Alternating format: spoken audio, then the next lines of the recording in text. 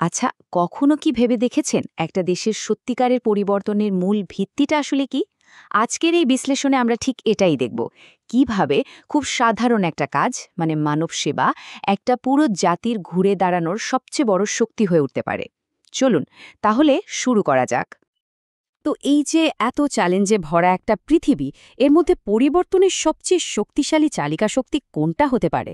দেখুন, যখন চারপাশে এত সংকট, এত সমস্যা, তখন কিন্তু মনে হতেই পারে যে এর মাঝেও কি এমন কোনো শক্তি আছে যা সবকিছু বদলে দিতে পারে? এই ছবিটা ঠিক সেই প্রশ্নটাই যেন আমাদের সবার সামনে তুলে ধরেছে। তো চলুন প্রথমে একদম গোড়া থেকে শুরু করি।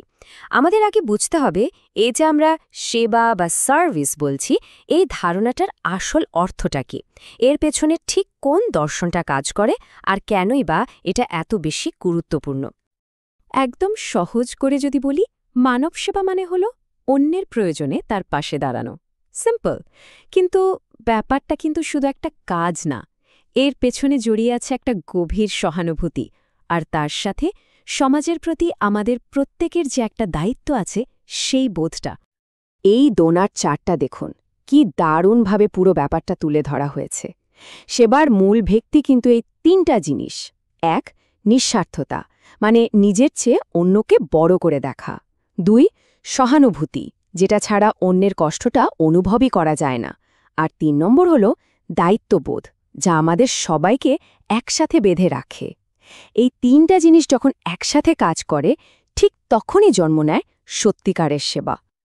এখন সেবা কিন্তু মূলত দুই রকমভাবে কাজ করে। ভাবা যেতে পারে দুটো পিলার বা স্তম্ভের মতো।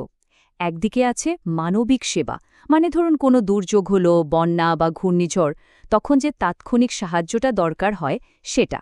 আর অন্যদিকে আছে সামাজিক সেবা, যেটা হলো লং টার্ম ব্যাপার, যেমন ধরুন শিক্ষা, স্বাস্থ্যসেবা, এগুলোর মাধ্যমে একটা দেশের দীর্ঘমেয়াদী ভিত্তিটা মজবুত করা। মানে একটা বাঁচায় সংকট থেকে, আর অন্যটা নিশ্চিত করে একটা সুন্দর ভবিষ্যৎ।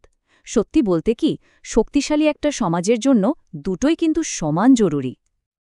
আচ্ছা, এই যে এত সুন্দর সুন্দর কথা, মহৎ ভাবনা, প্রশ্নটা হলো এগুলোকে একটা দেশের জন্য বাস্তব একটা পরিকল্পনা বা অ্যাকশন প্ল্যানের রূপ দেয়া যায় কিভাবে? চলুন এবার আমরা ঠিক এমনই একটা সুনির্দিষ্ট ব্লুপ্রিন্ট বা রূপরেখা দেখব। আর এই কাজটাই করেছে দ্য আর্কিটেক্টস অফ টুমরো নামের একটা বই।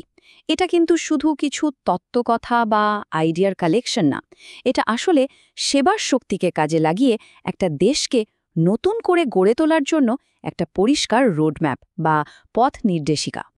বইটার লেখকরা নিজেরাই বলছেন এটা কোনো সাধারণ বই নয়। তাদের ভাষায় এটা একটা কৌশলগত পথরেখা আর একটা জাতির জন্য সুচিন্তিত ইশতেহার। মানে এর লক্ষ্যটা খুবই পরিষ্কার, বাংলাদেশকে আস্থা আর সমৃদ্ধির পথে এগিয়ে নিয়ে যাওয়ার জন্য একটা বাস্তবসম্মত পরিকল্পনা সবার সামনে তুলে ধরা। তো এই বিশাল পরিকল্পনার কিন্তু ৪টা মজবুত স্তম্ভ বা পিলার আছে। ভাবুন তো, একটা বিল্ডিং বানানোর মতো। এর ভিত্তিটা হলো সবার জন্য মৌলিক অধিকার নিশ্চিত করা, খাবার, পোশাক, শিক্ষা, এইসব। এই ভিত্তির ওপরেই গড়ে উঠবে একটা দুর্নীতিমুক্ত ব্যবস্থা আর ন্যায় বিচার। যখন এই দুটো ঠিক থাকবে, তখন সেই শক্ত কাঠামোর ওপর তৈরি হবে নৈতিক আর কার্যকর নেতৃত্ব। আর সবশেষে চূড়ায় থাকবে এমন একটা সমাজ যেখানে কোনো রকম বৈষম্য থাকবে না। কি দারুণ একটা ভিশন, তাই না? কিন্তু স্বপ্নটা যতই বড় হোক, সেটাকে বাস্তবে রূপ দেওয়া তো আর সহজ কথা না, তাই না? এই পথে অনেক বড় বড় বাধা আছে, অনেক চ্যালেঞ্জ। চলুন এবার সেই প্রতিবন্ধকতাগুলো নিয়ে একটু কথা বলা যাক। এই ছবিটা দেখলেই কিন্তু পুরো ব্যাপারটা বোঝা যায়। ঠিক যেন একটা ভাঙা সেতু, আমাদের লক্ষ্যের পথেও ঠিক এমনই কয়েকটা বড় ফাঁক রয়ে গেছে। যেমন ধরুন সম্পদের অভাব, টাকা বা জনবল, দুটোই। তারপর দেশের প্রত্যন্ত বা দুর্গম এলাকাগুলোতে সেবা পৌঁছানোর যে অসুবিধা, সেটাও একটা বড় চ্যালেঞ্জ। এর সাথে যোগ করুন স্বচ্ছতা আর জবাবদিহিতার অভাব। আর সবশেষে সাধারণ মানুষের দীর্ঘমেয়াদী অংশগ্রহণটাও কম। এই সব কিছু মিলিয়ে কিন্তু পুরো যাত্রাটা অনেক কঠিন হয়ে যায়। তাহলে প্রশ্নটা দাঁড়ায়, এত বড় বড় বাধাগুলো থাকার সত্ত্বেও আমরা সামনে এগোবো কিভাবে? এই মহৎ লক্ষ্যটা অর্জন করা কি আদৌ সম্ভব? দেখুন, সমস্যাগুলো যখন আমরা চিহ্নিত করতে পেরেছি, তার মানে সমাধানের পথও নিশ্চয়ই খুঁজে বের করা যাবে। তো চলুন এই আলোচনার শেষ অংশে আমরা দেখি কিভাবে সবাই মিলে একসাথে এই চ্যালেঞ্জগুলো মোকাবেলা করে সামনে এগোনো যায়। এখানে মূলত ৩টা প্রধান পথের কথা বলা হয়েছে। এই টেবিলটা দেখুন, সমাধানের একটা দারুণ চিত্র কিন্তু এখানে দেয়া আছে। এখানে আসলে ৩টা শক্তিকে একসাথে কাজ করতে হবে, একটা টিমের মতো। একদিকে আছে স্বেচ্ছাসেবী সংগঠনগুলো, যারা একদম তৃণমূল পর্যায়ে, মানে মানুষের দোরগোড়ায় গিয়ে কাজ করছে। অন্যদিকে বড় পরিসরে কাঠামোগত সাপোর্ট দিচ্ছে সরকারি বিভিন্ন উদ্যোগ। আর এই দুটা শক্তিকে বহুগুণে বাড়িয়ে দিচ্ছে আধুনিক প্রযুক্তি, যেমন ধরুন অনলাইন বা ডিজিটাল প্ল্যাটফর্মগুলো। যখন এই ৩টা শক্তি একসাথে মিলেমিশে কাজ করবে, তখনই কিন্তু আসল পরিবর্তনটা আসবে। আর সবশেষে বইটার এই বার্তাটাই হয়তো সবচেয়ে গুরুত্বপূর্ণ।